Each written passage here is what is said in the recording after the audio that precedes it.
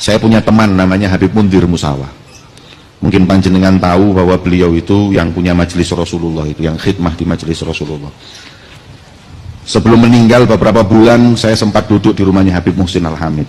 Waktu itu beliau tinggal di rumah Habib Muhsin berapa tahun sebelum meninggal itu.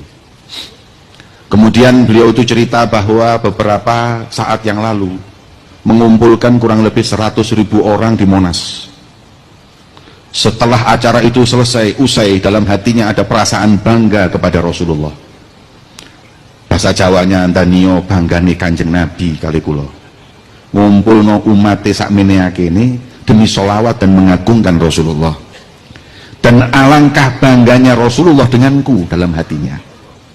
Alangkah bangganya Rasulullah, bahagianya Rasulullah denganku. Setelah itu beliau itu tidur bermimpi. Dalam mimpinya beliau berjumpa dengan Rasulullah.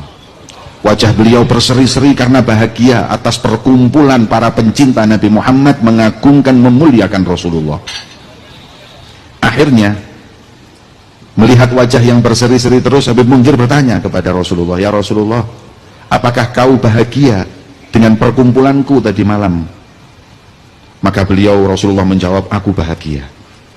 Majelis seperti ini membuat bahagia hati Nabi Muhammad. Kemudian Habib Mundir bertanya, "Ya Rasulullah, siapa yang paling membuatmu bahagia?" Dalam hati Habib Mundir tanya seperti itu, kepingin namanya disebut. Karena beliau yang memegang kendali semuanya.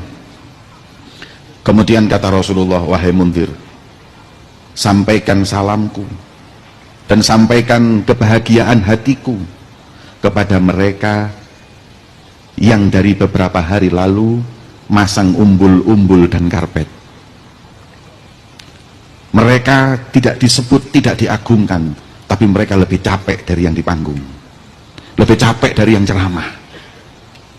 Orang tidak akan melihatnya, bahkan mungkin memandang dengan sebelah mata, tapi Nabi Muhammad melihatnya. Orang tidak akan membanggakannya, tapi Rasulullah bangga kepadanya.